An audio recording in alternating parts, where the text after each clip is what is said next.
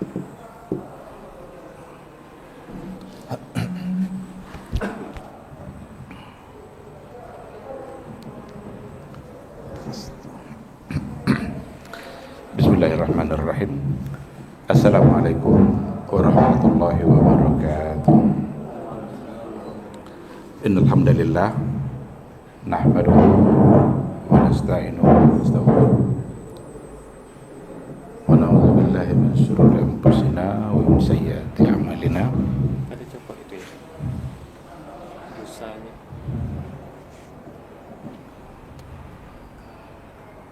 Itu pakai mic.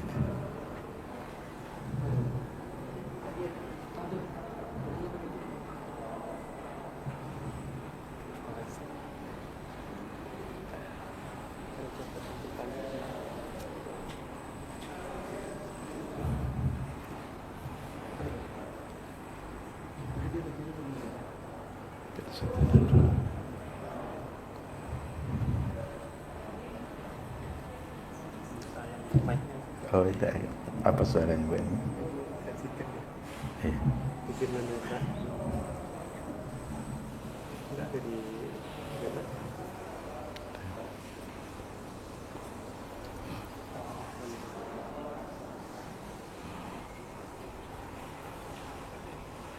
Ada.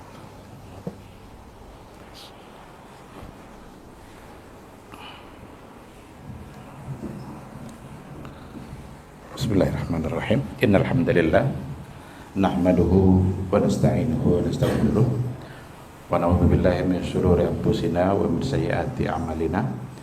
May yahdihillahu fala mudhillalah wa may yudlilhu falan tajida lahu waliyyan mursyida. Asyhadu an la ilaha illallah wahdahu la syarikalah wa asyhadu anna Muhammadan abduhu wa rasuluh la nabiyya wa la rasula ba'da. Ikhwati fillah, hadirin hadirat, Bapak Ibu yang dimuliakan Allah, mari kita senantiasa bersyukur kepada Allah Subhanahu wa taala. Dialah satu-satunya zat yang pantas untuk kita puji. Dialah satu-satunya zat yang pantas untuk kita berikan syukur kita. Dialah yang memberikan kita kehidupan, Dia yang memberikan kesehatan, Dia pula yang menguji kita dengan rasa sakit. Apapun keadaan yang diberikan oleh Allah Subhanahu wa taala, di situ selalu saja ada nikmat dan kebaikan serta keberkahan. Meskipun dalam keadaan sakit, apalagi sehat. Orang-orang sakit itu orang-orang yang akan terampuni dosa-dosanya. Orang-orang yang kalau dia sudah sakit, biasanya kita lebih dekat kepada Allah Subhanahu wa taala. Oleh karena itu bersyukurlah. Jangan pernah berhenti bersyukur, karena nikmat Allah tidak pernah berhenti dalam kehidupan kita. Jangan pernah bosan memuji Allah, karena kita tidak pernah bosan dalam mengharapkan kebaikan dari Allah. Selalu saja ada doa-doa kita setiap hari. Tidak ada hari di mana kita tidak berdoa dan meminta kepada Allah Azza wa Jalla. Ikhwati fillah, sama-sama kita juga harus bersalam untuk Rasulullah sallallahu alaihi wasallam. Allahumma shalli ala Muhammad wa ala ali Muhammad. Mari sama-sama kita tingkatkan cinta kita kepada beliau. Kita lebih seriuskan rindu kita kepadanya, karena dia adalah orang yang sangat cinta dan sangat merindukan kita. Beliau selalu ingat kita sebagai umatnya. Bahkan beliau lebih mementingkan umatnya daripada dirinya sendiri.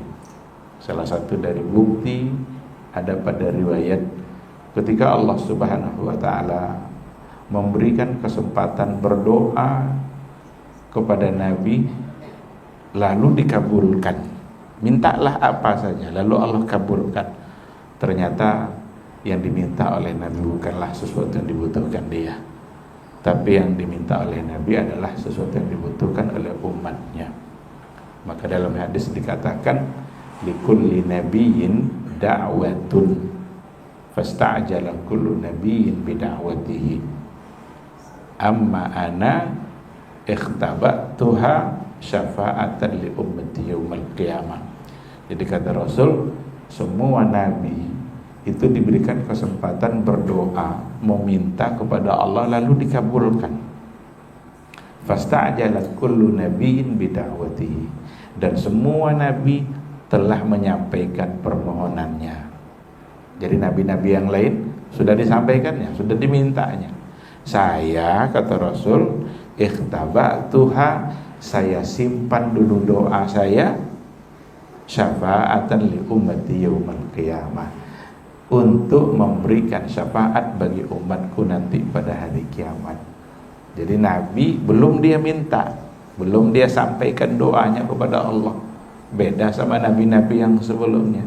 Nabi kita disimpan dulu oleh dia doa itu sampai nanti pada hari kiamat, dan disitulah dia akan menyampaikan permohonannya dalam bentuk memberikan syafaat kepada umatnya.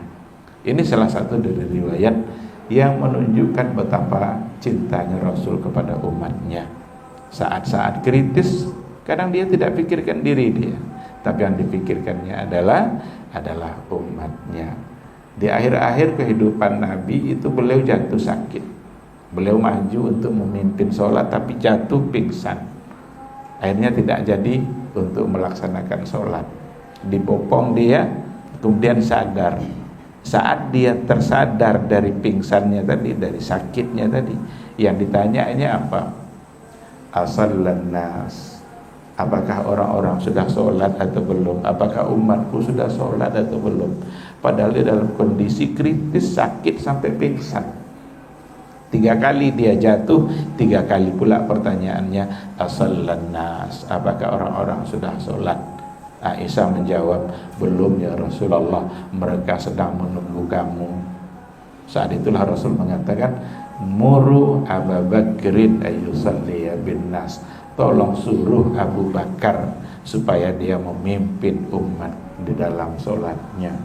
Ikhwatifillah, sungguh luar biasa cinta Rasul kita kepada kita sebagai umatnya. Maka mari sama-sama kita balas cinta kita dengan cinta juga. Cintailah sunnahnya, sukailah apa yang beliau suka, benci pula kepada apa yang beliau benci. Itulah bukti dari kita mencintainya. Tapi kalau kita mencintai apa yang beliau benci dan membenci apa yang beliau suka, berarti kita sedang tidak mencintainya. Dan ketahuilah bahwa cinta kepada Rasul itu cinta yang menyelamatkan. Cinta kepada Rasul, cinta yang membuat kita selamat dan berbahagia di hari mahsyar. Sebab Rasul sendiri mengatakan, anta ma'aman ahbabta, engkau nanti di hari mahsyar bersama-sama dengan orang yang engkau cintai. Ramadan, bulan di mana kita ingin menentukan pilihan nanti di akhirat kita mau bersama siapa. Kalau mau bersama Nabi, cintailah dia, cintai sunnahnya, amalkan berbagai macam bentuk kebaikan selama Ramadan. Karena ibadah dalam Ramadan itu berbeda dengan ibadah-ibadah di luar Ramadan. Mudah-mudahan kita nanti semuanya diizinkan oleh Allah untuk mendapatkan syafaat dari Rasul pada hari kiamat kelak. Amin, amin ya rabbal alamin. Ikhwati fillah, ma'asyiral hadirin wal hadirat, rahimani Allahu wa iyyakum. Detik-detik terakhir Ramadan akan meninggalkan kita. Tidak masalah Ramadan meninggalkan kita, tapi jangan sampai kita yang meninggalkan Ramadan. Kalau Ramadan meninggalkan kita, ya itu perjalanan waktu yang memang harus kita tempuh. Tapi kalau kita yang sudah meninggalkan Ramadan, berarti kita yang tidak lagi ingin bersama-sama dengan dia. Detik-detik terakhir, tinggal beberapa hari. Sekarang hari ke-26 atau 27 oleh sebagian, karena ada yang lebih awal memulai ibadah puasa. Berarti kalau hitung-hitung hari sekitar 2 atau 3 hari lagi. Sudahkah kita maksimal? Andaikan sudah, alhamdulillah. Andaikan belum, tidak ada kata terlambat. Andaikan kita belum maksimal dari awal, maka tidak ada kata terlambat di dalam berbuat kebaikan. Justru kebaikan akhir Ramadan itu mengalahkan kebaikan di awal. Ibnul Qayyim al-Jauziyah itu mengatakan bahwa kemuliaan-kemuliaan hari, waktu itu selalu diletakkan pada bagian akhir. Jadi kemuliaan waktu itu di akhir lebih afdal daripada di awal. Coba tengok malam. Malam itu mulainya dari maghrib, akhirnya adalah ketika awal menjelang fajar. Kapan waktu paling afdal? Adalah yang terakhir, fi thuluthil lailil akhir, pada sepertiga malam terakhir. Itulah yang lebih afdal. Jadi dia ada pada bagian akhirnya. Hari-hari kita dalam seharian dari pagi sampai sore, yang paling afdal untuk berdoa justru ada pada bagian akhir. Begitu juga dengan Ramadan. Ramadan dari awal sampai akhir yang paling utama itu justru ada pada 10 terakhir. Jadi ada 10 malam terbaik dalam satu tahun, itu 10 akhir Ramadan. Tapi 10 hari siang yang terbaik. Jadi ada hari siang terbaik, ada malam terbaik. Kalau 10 siang terbaik itu adalah 10 awal Zulhijjah, 1 sampai 10 Zulhijjah, itu untuk siang. Kalau untuk malamnya adalah 10 terakhir Ramadan. Kenapa? Karena siang terbaik itu 10 awal Zulhijjah, karena di situ ada hari Arafah. 10 malam terbaik itu adalah 10 terakhir Ramadan, karena di situ ada malam Lailatul Qadar. Dan ini dua-duanya sangat dibenci oleh syaitan. Ini waktu yang paling tidak disukai oleh syaitan. Kenapa demikian? Karena waktu-waktu itu membuat kerja syaitan dalam satu tahun gagal. Jadi ketika dia berhasil menipu, berhasil menggoda, terjebaklah orang kepada kemaksiatan, tapi malam Lailatul Qadar bisa membuat dosa itu menjadi terhapus. Hari Arafah bisa membuat dosa menjadi terhapus. Jadi gagal mereka. Itu waktu yang paling ditakuti oleh iblis dan syaitan, yang biasa menggoda manusia. Tapi di waktu itu waktu-waktu di mana manusia hamba Allah dekat dengan Allah Subhanahu wa taala. Maka bersyukurlah kepada Allah ketika kita dipanjangkan umur kita sampai memasuki 10 terakhir. Mungkin ada orang yang doanya sama dengan kita. Sama-sama memasuki bulan Ramadan, sama-sama memulai ibadah puasa, doanya sama, ya Allah panjangkan umur kami sampai akhir Ramadan supaya bisa menikmati indahnya hari terakhir, hari-hari akhir. Tapi ada di antara mereka yang sudah mendahului kita, ada di antara mereka yang sudah diwafatkan oleh Allah Subhanahu wa taala, sehingga mereka tidak lagi menikmati indahnya Lailatul Qadar. Kita alhamdulillah masih dipanjangkan umur kita, dan tidak ada juga yang bisa memastikan apakah umur kita panjang sampai hari raya Idul Fitri atau tidak. Oleh karena itu, ikhwati fillah, tidak ada kata terlambat di dalam berbuat baik. Semua pintu kebaikan itu terbuka selama bulan Ramadan. Futihat abwabul jannah wa ughliqat abwabun nar. Dibuka pintu-pintu surga, dibuka, ditutup pintu-pintu neraka. Apa makna dibuka pintu surga? Pintu surga itu kan namanya nama-nama kebaikan. Ada pintu taubat, babu taubat, ada babur rayyan, itu khusus untuk orang yang berpuasa. Satu pintu khusus yang akan dimasuki oleh orang berpuasa. Kalau orang berpuasa semuanya sudah masuk, pintu itu ditutup, karena mereka yang berhak masuk. Ada babus sedekah, ada bab sedekah, itu semua terbuka. Satu hari Rasul bertanya kepada para sahabat, wahai sahabat-sahabatku, siapa di antara kalian yang hari ini berpuasa? Ketika itu Abu Bakar bilang, ana ya Rasulullah, saya ya Rasulullah. Rasul nanya lagi, hari ini siapa di antara kalian yang bersedekah? Lagi-lagi yang jawab Abu Bakar, saya ya Rasulullah. Rasul nanya lagi, hari ini siapa di antara kalian yang menjenguk orang yang sakit? Lagi-lagi Abu Bakar yang jawab, saya ya Rasulullah. Tidak ada pertanyaan kebaikan di hari itu kecuali yang jawab adalah Abu Bakar. Lalu apa kata Nabi? Abu Bakar akan masuk surga dari pintu mana saja dia mau. Abu Bakar As-Siddiq akan masuk surga dari pintu mana saja dia mau. Berarti kebaikan-kebaikan yang dilakukan oleh Abu Bakar tadi itu semuanya adalah pintu surga. Dan pintu itulah yang terbuka selama bulan Ramadan.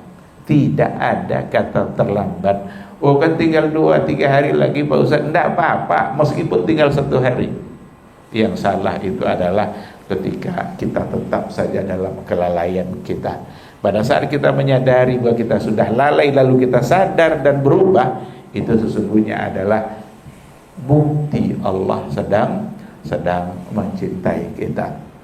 Mari sama-sama kita manfaatkan peluang kebaikan yang ada. Di hadapan kita luar biasa banyaknya kebaikan itu. Baca Al-Quran itu satu bentuk kemuliaan. Dalam kitab Al-Itqan itu As-Suyuti itu ada dinukil perkataan dari Ibnu Salah. Apa kata Ibnu Salah? Bahwa sesungguhnya qiraatul Quran karamatun akramahallahu bihal bashar.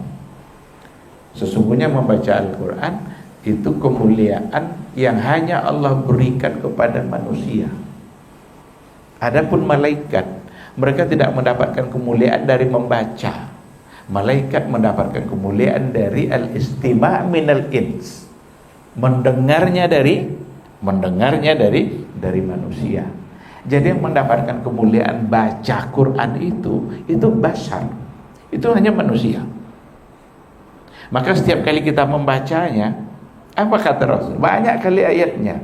Iqra'il Quran warattil fa inna manzilataka yaumal qiyamah inda akhiri ayatin taqra'uha. Bacalah Quran itu dan tartilkanlah, karena sesungguhnya kemuliaanmu pada hari kiamat kelak itu berada pada akhir ayat mana kamu berhenti membacanya. Ada orang yang membaca satu berhenti di ayat yang ke-100, satu berhenti di ayat yang ke-150. Berarti yang berhenti di ke-150 lebih mulia, lebih tinggi. Iqra'ul Quran fa innahu ya'ti yaumal qiyamah syafi'an li ashabi. Bacalah Quran itu, karena sesungguhnya nanti pada hari kiamat dia akan datang syafi'an li ashabi. Dia akan datang memberikan syafaat bagi sahabat-sahabatnya. Apa makna sahabat? Sahabat Al-Quran itu apa? Namanya sahabat itu orang selalu ingin nempel. Berpisah sebentar saja dia akan telepon, gimana kabar kamu? Makanya orang-orang bersama Nabi itu disebut sahabat Nabi. Tidak rela mereka berpisah dengan Nabi. Kalau hati mereka gundah, hati mereka galau, mereka akan temui Nabi, lalu tenang hatinya. Itu yang namanya sahabat. Jadi tidak ingin dia berpisah lama-lama. Andai kan berpisah sebentar ingin ketemu lagi.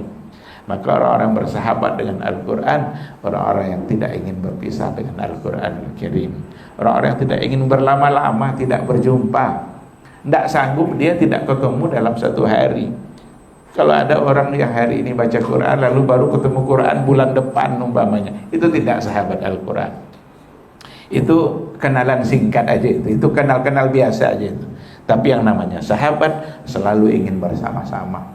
Nabi dalam hadis itu memilih kata syafi'an li ashabi, menjadi pemberi syafaat bagi sahabat-sahabatnya. Ini salah satu dari sisi kemuliaan yang ada dalam Ramadan dari sekian banyak kebaikan-kebaikan yang ada. Ketahuilah kaum muslimin dan muslimat yang dimuliakan Allah, bahwa sesungguhnya Ramadan kita dapat mengatakan itu adalah bonus bagi kehidupan kita untuk menutupi semua kekurangan-kekurangan yang ada pada diri kita. Itu caranya oleh Allah adalah dengan menghadirkan Ramadan. Apa banyak kekurangan kita Pak Ustaz? Banyak sekali. Apa contoh kekurangannya? Kita hidup di zaman fitnah, kita hidup di akhir zaman, umur kita pendek-pendek. Kalau umurnya pendek, tentu kesempatan beribadahnya sedikit. Iya kalau seandainya langsung taat, langsung soleh semenjak dia balik. Karena umat Nabi Muhammad ini pendek-pendek umurnya. Beda sama umat-umat terdahulu. Umat terdahulu ada yang 1000 tahun coba. Ada yang 700 tahun, ada yang 500 tahun. Sementara umat Nabi Muhammad ma baina sittina wa sab'in, antara 60 sampai 70. Qalilum man yatajawazu dzalik. Sedikit orang yang lewat angka itu. Andaikan dia dari balik itu langsung soleh, mungkin agak banyak ibadahnya. Tapi coba, kalau baru taat umur 40, lalu umur 60 wafat. Iya kalau 40, kalau 50 masih belum sadar, coba. Berapa masa ibadah dia? Pendek. Itu salah satu dari kekurangan kita. Tapi dengan adanya bulan Ramadan, dengan adanya satu malam yang terbaik dalam bulan Ramadan, itu namanya Lailatul Qadar, itu membuat umur kita bisa menyamai umat-umat terdahulu. Coba 1000 tahun itu kira-kira berapa? 1000 bulan itu kira-kira berapa tahun? Sering orang hitung 83 atau 84. Anggap sekarang 83 tahun. Seandainya kita 10 tahun dalam ketaatan, dan dalam 10 tahun itu kita mendapatkan Lailatul Qadar, berarti dalam 10 kali Lailatul Qadar, maka sudah lebih kurang 830 tahun menyamai kebaikan amal kita. Sama dan beribadah 830 tahun. Bukankah sama artinya dengan umur umat-umat terdahulu? Inilah keistimewaan umat Nabi Muhammad sallallahu alaihi wasallam. Amal yang sedikit tapi bisa Allah lipat gandakan berkali-kali, apalagi dengan datangnya bulan Ramadan. Ikhwati fillah, ma'asyiral hadirin wal hadirat rahimani Allah wa iyyakum. Banyak di antara ulama walaupun tidak memberikan kata pasti, kemungkinan besar Lailatul Qadar itu di malam ganjil. Dan malam ganjilnya itu kemungkinan besar lagi ada pada malam 27. Nanti malam sebenarnya waktunya. Malam tadi bagi sebagian. Jadi untung juga ada orang memulai puasa itu, jadi setiap malam itu jadi ganjil semua. Malam tadi ganjil juga, nanti malam akan jadi ganjil juga. Tapi terlepas dari itu semua, dalam hitungannya malam nanti insya Allah itu ada pada malam 27. Seandainya memang itu adalah malam Lailatul Qadar, apa kata Aisyah? Ya Rasulullah, bagaimana menurutmu lau adraktul laila lailatul qadar, ara'aita lau adraktul laila lailatul qadar, gimana menurutmu ya Rasulullah andaikan malam ini adalah malam Lailatul Qadar, ma'akul, apa yang paling pantas untuk saya ucapkan? Rasul mengajarkan Aisyah, quli Allahumma innaka afuun tuhibbul afwa fa'fu anni. Ucapkanlah, kata Rasul, Allahumma, ya Allah, innaka afuun, sesungguhnya engkau adalah maha pemaaf, tuhibbul afwa, suka memberikan maaf. Jadi nama Allah itu afu, maha pemaaf, sifatnya adalah tuhibbul afwa. Berhimpunlah di situ nama dan sifat Allah. Fa'fu anni, maka ampunilah saya. Ini yang diajarkan oleh Rasul kepada Aisyah Ummul Mukminin radhiyallahu anha untuk banyak-banyak diucapkan pada malam Lailatul Qadar atau pada malam-malam yang selain daripada malam-malam yang ganjil itu. Karena ini adalah merupakan sebuah doa. Kalaulah Rasul yang mengajarkan, maka pasti itu adalah kebaikan. Tapi ada hal yang perlu kita ingat, khususnya pada 10 terakhir, walaupun masih tersisa beberapa malam lagi. Jangan pernah meninggalkan semua peluang kebaikan yang ada di depan kita. Jangan pernah tinggalkan baca Quran, walaupun 1 halaman, 2 halaman. Jangan pernah meninggalkan bersedekah, berinfak, walaupun 1000, 10.000, 20.000. Kenapa demikian? Andaikan kita berinfak 20.000, tapi ternyata malam itu adalah malam Lailatul Qadar, maka infak 20.000 kebaikannya melebihi amal 1.000 bulan. Andaikan kita membaca Quran meskipun hanya 1 halaman, 2 halaman, kalau bisa lebih banyak. Andaikan memang malam itu Lailatul Qadar, maka bacaan Quran kita yang 1 halaman itu kebaikannya melebihi amalan 1.000 bulan. Ada doa-doa, ada zikir-zikir baik yang perlu untuk selalu diucapkan. Subhanallah wa bihamdi, subhanallahil azim. 2 kalimat ringan di lisan, dicintai Allah, tapi sangat berat di timbangan. 2 kata saja, subhanallah wa bihamdi, subhanallahil azim. Kalau itu kita ucapkan, lalu ternyata malam itu adalah malam Lailatul Qadar, maka berarti kebaikannya melebihi kebaikan 1.000 bulan. Amalan yang kita kerjakan selama 1.000 bulan. Dan mungkin mustahil kita akan sampai umur beratus tahun. Tapi dengan adanya kebaikan yang disediakan oleh Allah, itu benar-benar menjadi bonus bagi kehidupan kita, karena dia akan menutupi semua kekurangan-kekurangan yang ada pada kita. Umur pendek tertutupi dengan adanya Lailatul Qadar. Banyaknya dosa, banyaknya fitnah yang kita hadapi, itu tertutupi dengan peluang keampunan yang diberikan oleh Allah. Tidak ada kita yang tidak punya dosa. Tidak ada kita sebagai manusia yang tidak punya dosa. 2 aja pilihan kita, banyak atau banyak sekali. Tidak ada yang sedikit. Tapi apakah kita putus asa dengan banyaknya dosa? Tidak. La tayasu min rauhillah. Jangan pernah berputus asa, karena janji Allah untuk tetap memberikan keampunan bagi mereka-mereka yang beristighfar. Ada janji Allah. Sebagaimana iblis berjanji, Allah berjanji pula. Apa janji iblis? Dalam hadis qudsi, iblis bilang begini, ya Rabbi, bi'izzatika wa jalalika, wahai Rabbku, demi keagungan dan kemuliaanmu, la ughwiyannahum, saya akan goda mereka. Maksudnya kita ini akan digoda terus, madamat arwahuhum fi ajsadihim, selagi roh mereka ada dalam jasad. Berarti artinya selagi mereka hidup. Iblis itu menggoda kita sampai detik-detik terakhir. Kenapa Nabi menyuruh untuk tolong dipantau terus yang dalam keadaan sakarat? Ajarkan dia mengucapkan la ilaha illallah. Supaya apa? Supaya tidak diganggu oleh syaitan, sehingga kata-kata terakhirnya adalah kata-kata yang tidak baik. Itu gunanya. Maka janji dia seperti itu. Selagi roh mereka ada dalam jasadnya, saya atau kami akan ganggu mereka. Tapi apa jawabannya oleh Allah? Bi'izzati wa jalali, demi keagunganku dan kemuliaanku, la aghfiranna lahum madamu yastaghfirun, saya akan ampuni mereka semuanya, madamu yastaghfirun, selagi mereka beristighfar. Selagi mereka beristighfar. Apa payahnya beristighfar? Coba sekedar mengucapkan astagfirullahalazim, Allahumma ghfirli.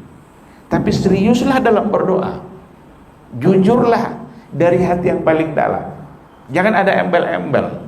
Maka para ulama memberikan penjelasan, tidak boleh kita berdoa begini, Allahumma ghfirli in syi'ta, ya Allah ampuni saya jika kamu mau. Itu tidak boleh tuh. Karena kata-kata jika kamu mau, seolah-olah kita tidak terlalu berharap. Coba kalau Allah bilang nanti, saya nggak mau, katanya, kita mau apa coba? Oleh karena itu, berdoalah secara jujur dari dalam hati kita yang paling dalam, dan kemudian memang benar-benar itu kita mengharapkannya. Insya Allah, Allah akan mengampuni dosa-dosa kita. Udah terlalu banyak Pak Ustaz, tidak masalah, karena Nabi bilang, hatta walau kana misla zabadil bahri, Allah akan tetap mengampuni hambanya meskipun dosanya sebanyak buih di laut. Berapa banyaknya buih di laut itu? Tidak mungkin bisa kita hitung. Andaikan dosa sampai sebanyak itu, Bahkan dalam hadis yang lain itu, andaikan lau balagat az-dzunubu ananas sama, andaikan dosa itu sampai memenuhi langit sana. Ada lagi yang biqarabil ardi khataya. Lau ataitani biqarabil ardi khataya, andaikan kalian menemui saya nanti di akhirat sepenuh bumi dosa, membawa sepenuh bumi dosa, la tusyriku bi syai'a, tapi kalian tidak berbuat syirik. Karena ada dosa dalam bentuk syirik, ada dosa dalam bentuk maksiat. Mencuri, berzina, mabuk, segala macam itu dosa maksiat. Sampai sepenuh bumi jumlahnya, tapi kalian tidak berbuat syirik. Apa kata Allah? La ataituhu biqarabil ardi maghfirah. Saya akan datang menemuinya dengan membawa sepenuh bumi pula keampunan. Jadi sepenuh bumi dosa akan dihapus oleh Allah dengan sepenuh bumi keampunan. Begitulah kasih sayang Allah, begitulah rahman dan rahimnya. Kita sebagai hambanya harus menyadari betul kita adalah hidup diberikan oleh Allah. Allah berkehendak mutlak dalam kehidupan kita, maka taatilah dia, cintailah dia. Jangan pernah melakukan perbuatan syirik, karena perbuatan syirik itu perbuatan yang paling dimurkai oleh Allah Subhanahu wa taala. Ramadan sekali lagi, detik-detik terakhir menjelang keberadaan kita dalam bulan Ramadan, tapi tidak ada kata terlambat untuk meraih kebaikan demi kebaikan, asalkan kita mulai dari sekarang.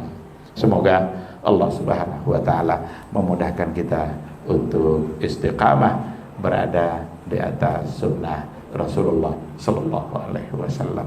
Tadi karena dikatakan akan ada tanya jawab, jika ada maka mungkin untuk materi saya cukupkan biar kita punya waktu untuk bertanya jawab. Silakan kalau seandainya ada yang mau dipertanyakan. Allah Subhanahu wa taala alam.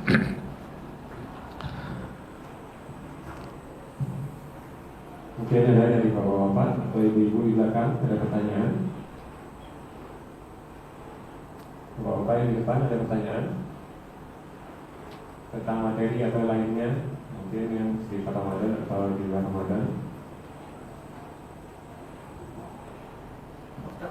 Fadhil, ada yang bertanya.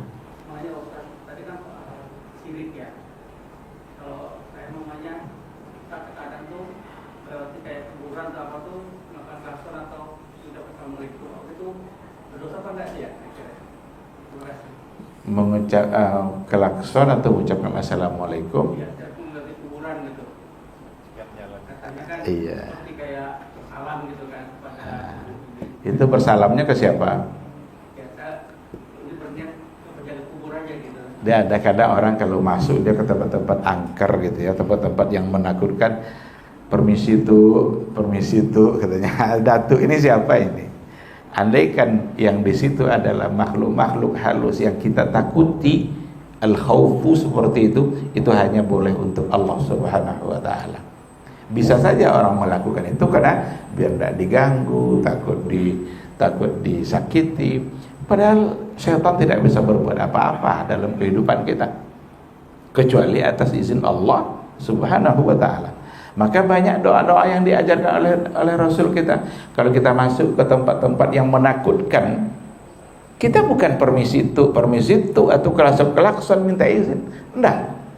A'udzu bikalimatillahi tammah min syarri ma khalaq. Ya Allah, aku berlindung kepadamu ya Allah dengan kalimat-kalimatmu yang sempurna. Aku berlindung dari kejahatan-kejahatan makhluk yang Kau ciptakan. Sekarang kalau doa itu kita ucapkan, kepada siapa kita meminta? Kepada Allah. Tapi kalau permisi itu, kepada siapa kita meminta? Kita khawatir itu bagian dari kesalahan yang mungkin saja banyak orang tidak tahu. Salam, apa yang mau kita salamkan? Kita mau ucapkan salam pada setan. Salam itu rahmat Allah di dalamnya. Bagaimana mungkin setan kita berikan salam? Karena mereka adalah orang-orang terkutuk, laknat dari Allah. Tapi Kalau berkunjung berziarah kubur lalu ucapkan salam, memang itulah yang harus kita lakukan. Assalamualaikum ahlal kubur, selamat bagi kalian wahai penghuni kubur. Wa nahnu insyaallahu bikum lahiqun, dan kami insyaallah nyusul. Nas'alullah lana wa lakumul afiyah, kami memohon kepada Allah kami dan kalian semoga diberikan kebaikan dan keberkahan oleh Allah. Itu dianjurkan kalau memang salamnya salam untuk ahlul kubur. Tapi salam untuk syaitan yang mengganggu kemana? Kita tidak diucapkan untuk mengucapkan salam karena mereka bukan bagian yang terselamatkan. Nah, oleh karena itu perlu kita untuk berhati-hati dalam persoalan ini. Semuanya kembalikan kepada Allah. Dalam rasa takut ada doanya, masuk pasar ada doanya. Allahumma inni a'udzubika min an azlima au uzlam. Saya memohon kepadamu ya Allah agar saya tidak menzalimi dan saya tidak dizalimi. Saya tidak menipu dan saya tidak ditipu. Berarti tempat meminta kita adalah Allah. Maka salah satu dari bentuk syirik adalah ketika kita meminta kepada selain Allah Subhanahu wa taala. Kenapa disebut syirik? Karena yang mampu mengabulkan doa dan permintaan hanyalah Allah. Ketika kita meminta kepada selain Allah tidak ada satu pun yang bisa memberikan kebaikan. Ada orang berharap kebaikan dari tangkal, dari jimat-jimat, dari mantra-mantra. Nanti tangkal itu mesti dipakai di sini. Kalau tidak dipakai nanti bisa-bisa tidak selamat dalam perjalanan. Apakah tangkal itu akan menyelamatkan? Jawabannya tidak. Yang menyelamatkan kita adalah Allah.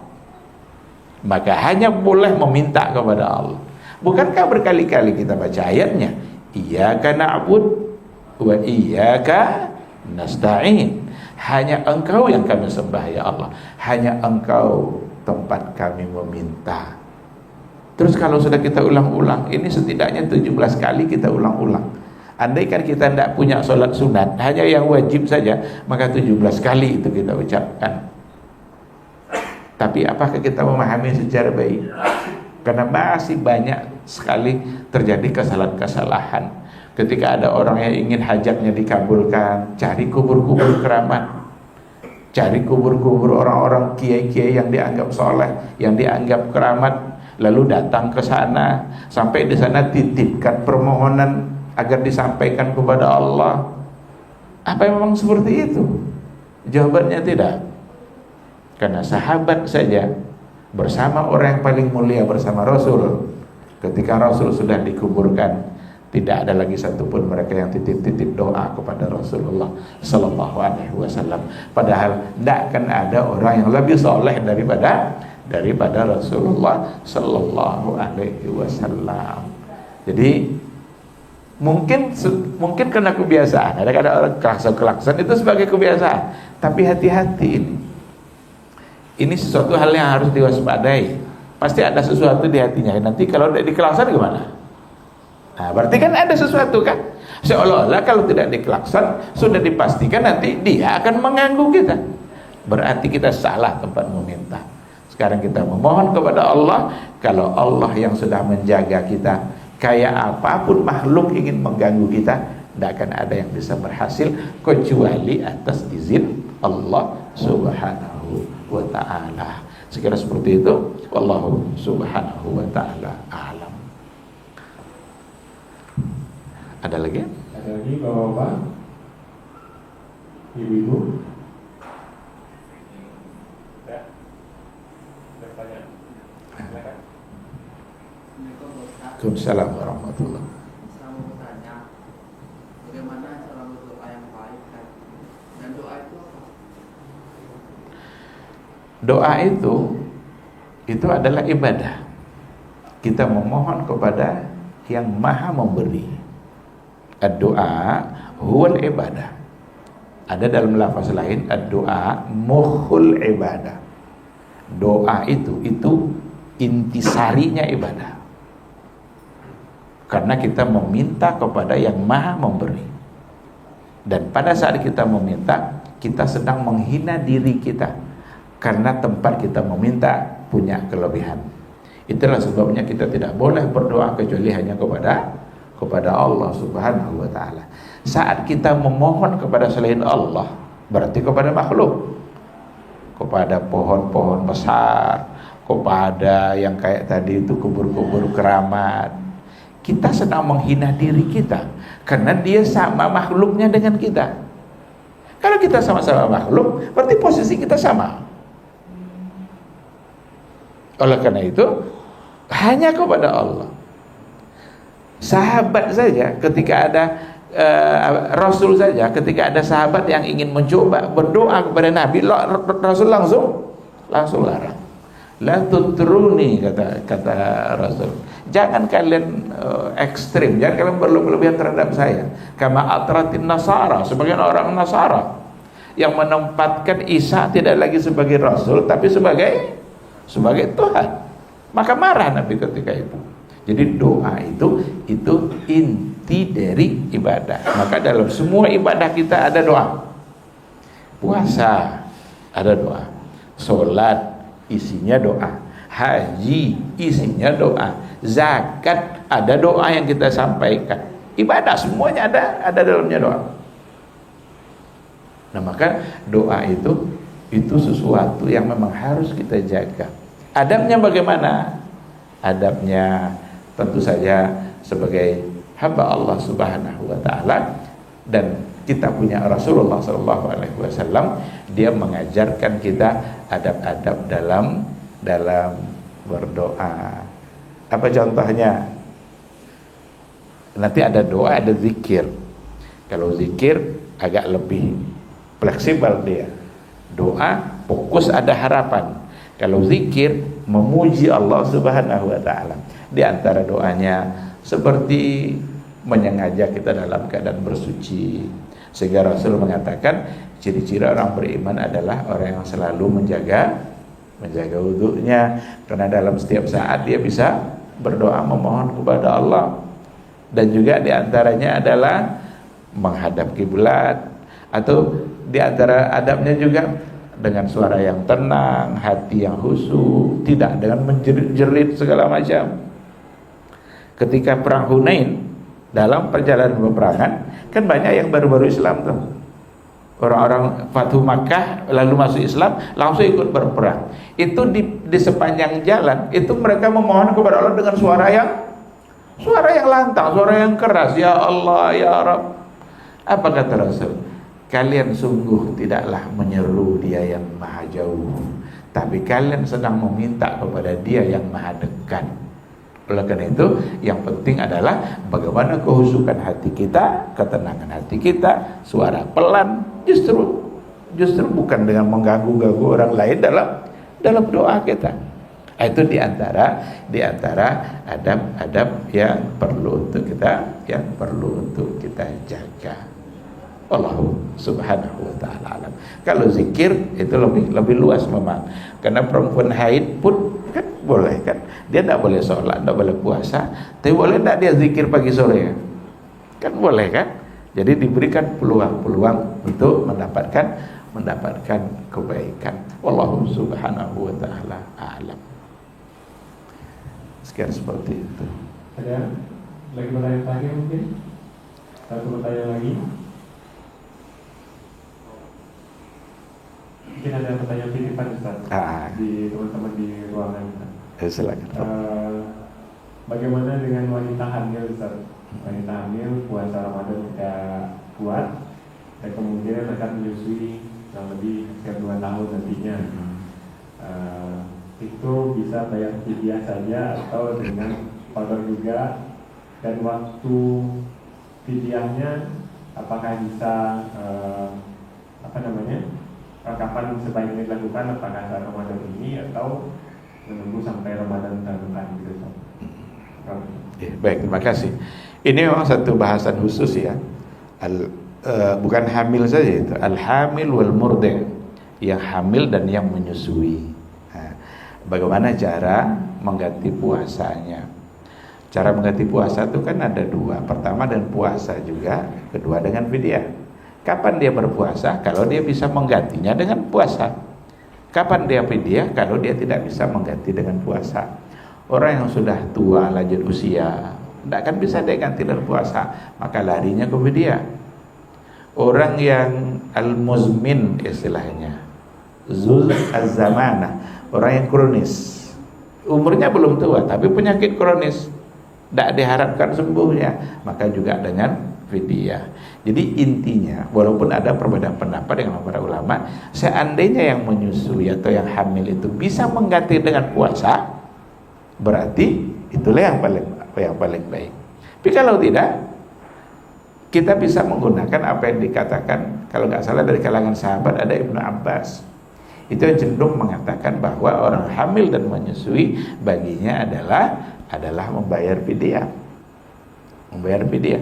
Apalagi kalau seandainya Ramadan ini hamil, Ramadan kedua menyusui, Ramadan ketiga hamil lagi, Ramadan keempat menyusui lagi, kelima hamil, enam menyusui. Itu aja terus. Kapan dia mau kan? Berarti pendapat Ibnu Abbas tadi ketika dikatakan fidyah, karena memang dia tidak sanggup, maka silakan itu dengan bayar fidyah. Tapi kalau dia sanggup dengan berpuasa, kalau sanggup dia untuk mengganti cara berpuasa, maka berarti itulah yang paling utama. Bahkan ada sebagian ulama dalam pendapat yang ketiga itu qadha plus fidyah. Bagi siapa itu? Dibedakan oleh para ulama begini. Apakah dia tidak berpuasa itu karena dia yang tidak sanggup, atau karena khawatir janin atau bayinya? Seandainya dia hamil tidak sanggup puasa karena dia yang tidak sanggup, berarti hukumnya sama dengan orang sakit, maka hanya qadha saja. Tapi kalau seandainya dia tidak puasa, dia sanggup puasa sebenarnya, cuma khawatir dengan janinnya atau khawatir dengan bayi, nanti ASI-nya kurang, tidak cukup kebutuhan bayinya, akhirnya dia berbuka padahal dia sanggup. Inilah yang kata sebagian dia qadha plus fidyah, karena dia sebenarnya sanggup untuk berpuasa. Tapi ini pendapat sebagian kecil yang mengatakan seperti itu. Maka intinya adalah jika memang bisa mengganti dengan berpuasa, maka berpuasalah. Tapi kalau seandainya tidak, karena nanti setelah hamil dia akan melahirkan, lalu dia menyusui. Coba dalam Ramadan dia hamil, nanti Syawal melahirkan, menyusui, itu tentu akan berat bagi dia. Kalau memang tidak sanggup dengan berpuasa, maka silakan untuk menggantinya dengan cara bayar fidyah. Kapan dia bayar? Setelah Ramadan selesai. Karena hutang kita bayar setelah kita berhutang. Karena ada juga kadang orang satu Ramadan sudah dibayarnya fidyah untuk 30 hari. Kan belum ada 30 hari itu, berarti hutang belum ada kan? Maka setelah selesai Ramadan barulah dibayarkan ketika hutang memang sudah ada. Berilah makan fakir miskin satu hari, satu orang untuk satu hari hutang kita. Ada pertanyaan, apakah sekali makan atau sehari makan? Kalau sehari makan berarti kan sarapan, siang, malam. Jawabannya sekali makan.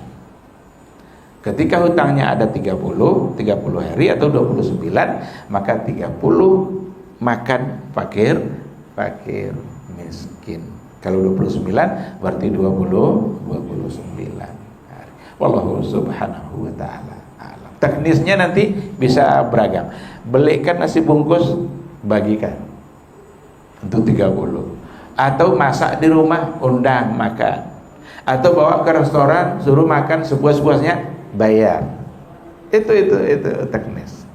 Andaikan ingin memberikan beras dalam bentuk fidyah beras, maka memberikan dua genggam untuk sehari, separuh dari ada yang mengatakan 0,7, ada sebagian mengatakan 1,5, 0,7 atau 1,5. Tapi kalau ingin ambil yang praktis, ya berarti dalam untuk memberi makan. Agama insya Allah mudah dalam persoalan ini. Wallahu subhanahu wa ta'ala a'lam. Cukup.